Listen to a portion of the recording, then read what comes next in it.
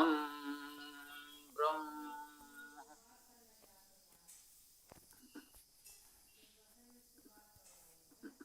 यजुर्वेद अध्याय 34 मंत्र 13।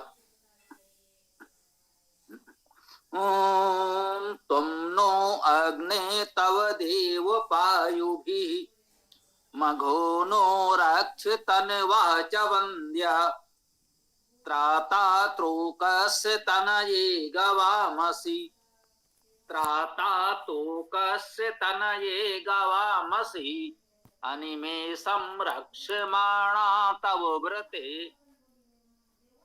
कह रहे हैं तुम नो अग्नि, तुम नो हमारे लिए अग्नि, हे अग्नि अग्रणी प्रगतिशील ग्राही परमेश्वर के लिए आया है। अग्नि अग्नि संबोधन कारक में है, परमेश्वर को संबोधित कर रहे हैं। अग धातु का अर्थ गति करना, ग्रहण करना, अग्रणी होना हम जानते हैं। स्वाभाविक है, मुख्य रूप से तो हम परमेश्वर को ही संबोधित कर रहे हैं।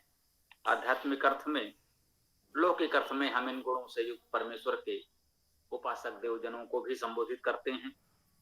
कह रहे हैं तुम नो अग्नि, हे अग्नि, हे अग्नि तुम हमारे लिए, तब तुम्हारा, देव हे देव। देखिए अग्नि संबोधन में है और देव भी संबोधन है, तो हम दोनों को एक साथ कहेंगे। हे देव अग्नि, हे दिव्य गुण युक्त प्रकाशमान अग्नि, तव पायु भी, ये इसके साथ आएगा अन्वय में, तव के साथ पायु, तब तुम्हारे पायु भी पालन रक्षण द्वारा, पा धातु का अर्थ पालन रक्षण करना तो हम जानते ही हैं। इसी पा से पायु भी, पा से पायु बना, यू प्रत्यय होगा, भी ही विभक्ति है तृतीया बहुवचन में। तो हे देव अग्नि, हे प्रकाशमान अग्नि, तुम्हारे, तब तुम्हारे पायु भी रक्षणों द्वारा, तुम्हारे रक्षण पालन के उपायों द्वारा परमेश्वर नित्य प्रति विविध प्रकार से हमारा रक्षण पालन कर रहा है। तो कह रहे हैं कि तुम्हारे रक्षण पालन के द्वारा मघोनो रक्ष, मघोनो रक्ष, देखिए रक्ष इसमें क्रिया है, रक्षा करो, रक्ष में रक्ष धातु रक्षा करना, मघोनो में मग धातु ऐश्वर्य होना, तो मघोनो शब्द का अर्थ हुआ ऐश्वर्यवान। स्वाभाविक है, परमेश्वर को संबोधित कर रहे हैं, हे ऐश्वर्यवान। मघोनो अर्थात ऐश्वर्यवान, ऐश्वर्य युक्त। जैसे इंद्र शब्द का अर्थ भी हम जानते हैं, परम ऐश्वर्यवान परमेश्वर। यदि इंद्र धातु का अर्थ परम ऐश्वर्य होना, वैसे मग धातु का अर्थ ऐश्वर्य होना, मघोनो का अर्थ ऐश्वर्यवान। रक्ष रक्षा करो, तन्वा च वंद्या, तन्वा तन धातु का अर्थ विस्तार करना, तन्वा का अर्थ विस्तार करने वाले, चा और वंद्या वंदनीय। ये शब्द अभी भी लोक व्यवहार में प्रचलित है। वंद्या वंदनीय, वंद धातु है वंदना करना। तो कह रहे हैं मघोनो ऐश्वर्यवान, तन्वा विस्तार करता, क्या वंद्या और वंदनीय, हे देव अग्नि तुम्हारे ही रक्षा उपायों द्वारा तुम नो हमारी रक्ष रक्षा करो। हमने देव अग्नि को संबोधित किया, आप तन्वा विस्तार करता हो, वंदे आप वंदनीय हैं, आप मघोनो ऐश्वर्यवान हैं आप, तुम्हारे ही पायु ही रक्षण साधनों द्वारा, रक्षण पालन के उपायों साधनों द्वारा तुम नो रक्ष, हमारी रक्षा करो। वह बंदनी विस्तार करता, संपूर्ण सृष्टि का विस्तार करने वाला ऐश्वर्यवान देव अग्नि अपने ही रक्षा साधनों द्वारा हम सबकी रक्षा करता है। उसे किसी अन्य से कोई अपेक्षा नहीं है, सर्वसमर्थ है। वे अपने रक्षण पालन के उपायों द्वारा हम सबका संरक्षण पालन करता है।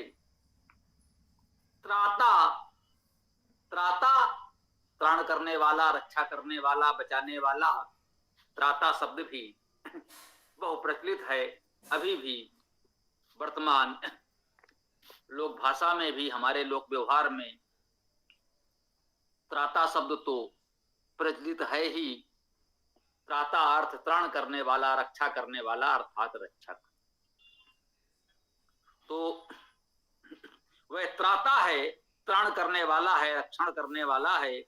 लोकस्य तोकस्य, तोक का, तोक गति वृद्धि बलदान निवास, इतने अर्थ इसमें मंत्रार्थ में ही दिए हुए हैं। क्योंकि तोकस में तू धातु मान सकते हैं, तू धातु से तोक शब्द बन सकता है। तू धातु के अर्थ गति वृद्धि हिंसा करना है, और तुझ धातु से भी तोक शब्द बन सकता है। इसका अर्थ बल होना, दान करना, निवास करना, ग्रहण करना, चमकना, प्रकाश होना आदि है। तो तोक शब्द में इन सभी गुणों को ग्रहण करेंगे। आप देख रहे हैं वेद में परमेश्वर के गुणवाची नाम होते हैं, और ऐसे अनेक शब्द हैं। इस एक शब्द में अनेक गुण समाहित हैं। उनमें प्रमुखता से प्रचलित देव शब्द है। देव शब्द में अनेक गुण, अनेक अर्थ समाहित हैं। और भी शब्द हमको इस प्रकार के मिले हैं। तोग शब्द भी उसी प्रकार से मान लें। तो धातु और तुझ धातु के सभी अर्थों को समाहित कर लें तो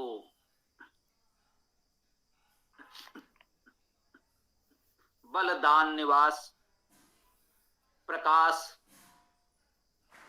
गति वृद्धि, ये सभी अर्थ समाहित हैं। इन सब गुणों से युक्त हमारे लिए गति वृद्धि, निवास, प्रकाश, दान करने वाले परमेश्वर के लिए कहा गया है तोकस तनये। अब देखिए, तोकस जो कहा गया है, इसे परमेश्वर के अर्थ में तो ले ही सकते हैं, इतने सारे गुण हैं। जरा लौकिक अर्थ में आइए और आनंद आएगा। त्राता तोकस कहें तो तोक का त्राण करने वाले, तोक का रक्षण करने वाले, अर्थात तोक शब्द में जो गुण कहे गए, ये सब गुणों को जो धारण करता है, उसका त्राता, उसका त्राण करता, उसका रक्षण करने वाला है वो परमेश्वर। यदि हम इन गुणों को धारण करते हैं तो परमेश्वर हमारे लिए त्राता त्राणकर्ता बना रहेगा। परमेश्वर हमारा रक्षण पालन करेंगे, ये मानते हैं। तो कस्य त्राता, वह तोक का रक्षण करने वाला है। और दूसरे प्रकार से अन्वय कह सकते हैं, तो कस्य तनये, तोक के विस्तार के लिए, तन धातु का विस्तार करना, तनये का अर्थ विस्तार के लिए, तोक के विस्तार के लिए, अर्थात इन सभी गुणों के विस्तार के लिए, या जो इन गुणों को धारण करते हैं उनके विस्तार के लिए। यदि हम इन गुणों को धारण करते हैं तो वह हमारे लिए त्राता भी है, रक्षक भी है, और तनये उसके विस्तार के लिए भी है, उसका विस्तार करने वाला भी है। अब कह रहे हैं गवाम, गवाम षष्ठी बहुवचन है, गो का। बहुवचन में गो का, गोओं का कह लीजिए, गो समूह का,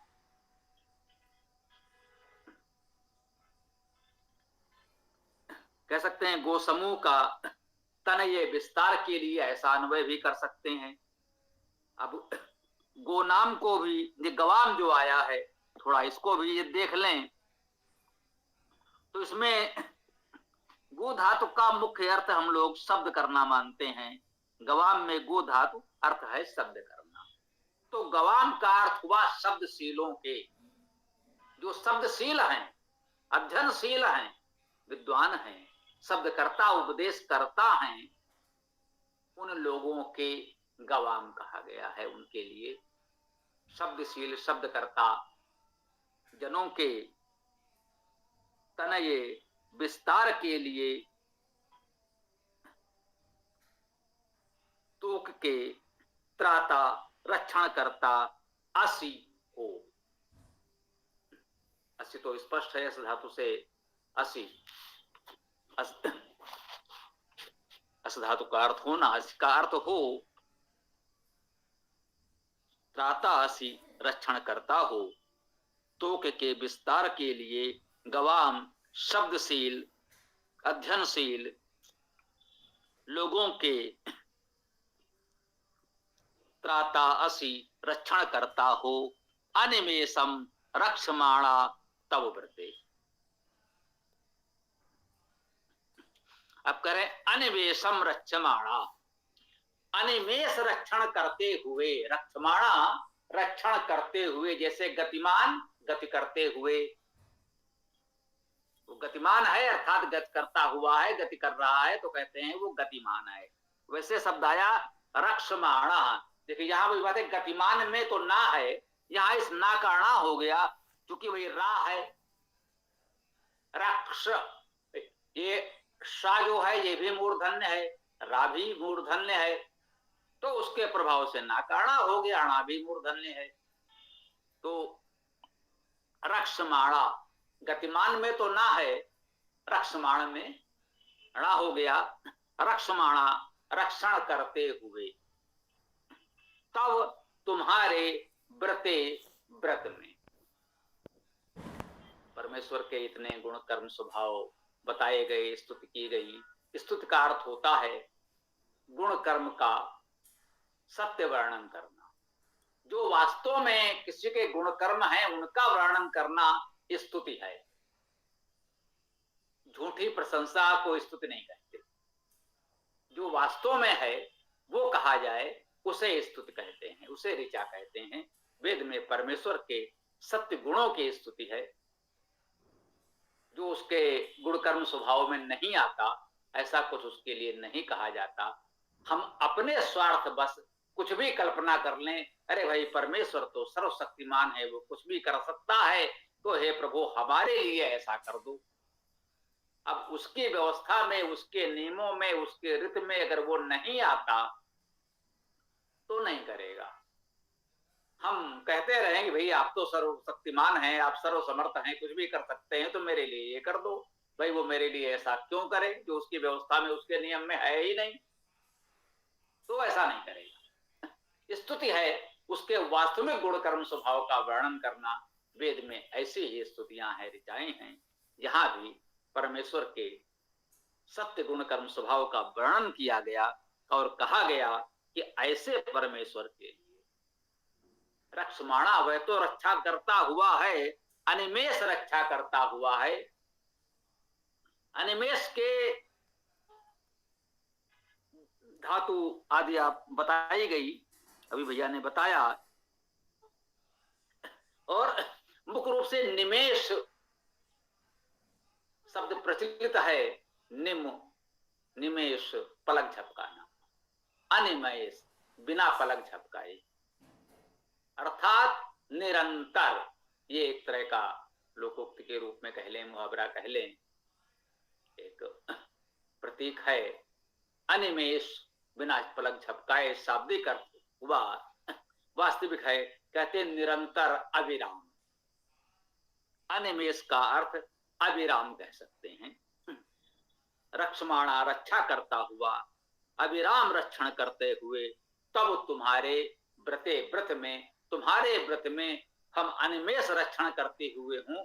वह अनिमेष सबका संरक्षण कर रहा है, तो हमारा भी दायित्व है, यदि हम उसका व्रत करते हैं, कहते हैं भाई आज व्रत कर रहे हैं, आप ईश्वर के नाम पर व्रत करते हैं, तो सच्चा व्रत यही है कि जो उसके गुण कर्म स्वभाव है वो हम भी धारण करें, जो वो करता है अपनी सामर्थ्य के सीमा में हम भी प्रयास करें, वह सबका रक्षण पालन संरक्षण कर रहा है, तो हम भी अपनी सामर्थ्य भर तव व्रते तुम्हारे व्रत में अनिमेष रक्षमाणा निरंतर रक्षण करते रहें।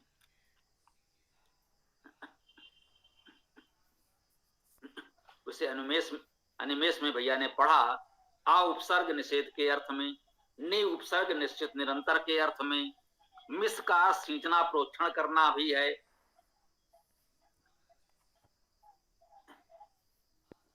परंतु ये यहाँ पर ये बात समझने का है, हो सकता है कुछ आपके मन में कहीं प्रश्न भी उठे किसी के मन में कि ये धातु में तो ये सब आपने बता दी और कहाँ कर दिया, तो ये जो उपसर्ग होते हैं उनके विषय में कहा गया है, उनकी परिभाषा ही यही है कि वे उपसर्ग जब जुड़ जाते हैं तो धातु के अर्थ को एक विशेषता प्रदान करते हैं, एक दिशा प्रदान करते हैं, कह सकते हैं वो कुछ थोड़ा सा आपको लगेगा मूल अर्थ से अलग जा रहा है, ऐसा आभास हो सकता है। जैसे इसके लिए उदाहरण दिया गया है, ह्री धातु का अर्थ है हरण करना। अब इस धातु में आप उपसर्ग लगाते जाइए, आ लगा दिया तो आहार या आहरण करना, आहार या आहरण करना, आहार करना क्या है? आहार में हम भोजन का हरण ही कर रहे हैं। आहार, विहार, प्रहार, संहार, उपहार, ह्री धातु से एक शब्द बना हार, और हार में आप प्रत्यय बदलते जाइए तो क्या क्या शब्द बनते जा रहे हैं, और सामान्य दृष्टि से देखने से आपको लगेगा इन शब्दों का आपस में कोई संबंध भी है क्या, अर्थात इन शब्दों से जो बात व्यक्त हो रही है उस अर्थ का आपस में क्या संबंध है। आहार, विहार, प्रहार, प्रतिहार, संहार, उपहार, जैसे और भी आप वो प्रत्यय जोड़ते जाइए। तो इस प्रकार से ये उपसर्ग, हाँ प्रत्यय नहीं उपसर्ग जोड़ते जाइए, तो उपसर्ग जोड़ने से उसके अर्थ को एक विशेषता, निश्चित दिशा मिलती है। वो अपने मूल अर्थ से बहुत अलग नहीं जा रहा है, लेकिन उसको एक निश्चित स्वरूप और मिल जा रहा है। जैसे धातु, जैसे गति करना, तो गति करना तो एक सामान्य बात हो गई, विभिन्न प्रकार की सैकड़ों प्रकार की गतियां हो सकती हैं, और उसमें कोई जब उपसर्ग लग जाता है तो उसको एक विशेष दिशा, विशेष रूप दे देता है। जैसे गम धातु का अर्थ जाना, चलना, गति करना, ठीक। अब उसमें आगम हो गया तो आगम, आ उपसर्ग लगा तो आगमन का अर्थ है आना, आपका आगमन हुआ। गमन तो वहां भी हो रहा है, आप चल रहे हैं, जा रहे हैं, कहां? जब आप हमारी ओर चल रहे हैं तो हम कहते हैं आगमन हो रहा है। तो गमन और आगमन में सामान्यता देखने में ऐसा लगता है दोनों विपरीत हैं, वो गमन कर रहे हैं, वो आगमन कर रहे हैं, समानता लग रहा है, ये तो बिल्कुल विपरीत बात हो गई। परंतु जब आप सूक्ष्मता से देखेंगे तो गम धातु का अर्थ जाना, चलना, गति करना है, तो वो गति ही कर रहा है। आगमन में भी बस उसकी दिशा निश्चित हो गई, वो हमारी ओर जब गति कर रहा है तो हम कह रहे हैं आगमन कर रहे हैं, है ना। तो इस प्रकार से कहीं कहीं कुछ उपसर्गों के जोड़ने से धातुओं को कुछ ऐसी विशेषता, दिशा मिलती है कि हमको लगता है कि अर्थ अलग जा रहा है। भी धातु का अर्थ विशेषता देना है। अब विशेषता कैसे कैसे दे सकता है? योग में भी लग गया तो वियोग कर देगा, विपरीत कुछ नहीं हुआ, उसने योग को जोड़ने को एक विशेषता दे दी, उसकी दिशा अलग कर दी। क्रिय धातु का अर्थ करना है, क्रिय धातु से कार बनेगा। जैसे ह्री धातु का अर्थ हरण करना, उससे हार शब्द बना, तो हार से प्रहार, विहार, संहार, उपहार बना। तो देखिए क्रिय धातु से कार बन जाएगा। जैसे ह्री से हार बना वैसे ही क्रिय से कार बनेगा, बिल्कुल उसी तरह से। अब कार में प्रा उपसर्ग लगा तो प्रकार हो गया, आ उपसर्ग लगा तो आकार हो गया, और बी उपसर्ग लगा तो विकार हो गया। अब देखिए, आकार, प्रकार, विकार, सकार कहते हैं भाई सकारात्मक रहो, नकार नकारात्मक हो मत रहो, नकारात्मकता होती है, सकार और नकार। तो केवल उपसर्ग बदलने से अर्थ में कितनी विशेषता आती जा रही है। जब क्रिय धातु का अर्थ करना है, कार धातु का अर्थ, कार शब्द का अर्थ वही होगा जो किया जाए, जो करने वाला है, करने वाला ही कार कहलाएगा। भाई कार्य करता है, वो कार्य है, कार्मिक है, वो वही क्रिय धातु है कार। अब कार में उपसर्ग लगाते जाइए तो उसमें अलग अलग विशेषताएं आती जाएंगी, परंतु करने का भाव सब में निहित तो होगा। तो ये भी ध्यान रखना है, कहीं कहीं ऐसा लग सकता है कि भाई जो धातुज अर्थ लिखा था और ये अर्थ कुछ अलग जा रहा है, अलग नहीं जा रहा है।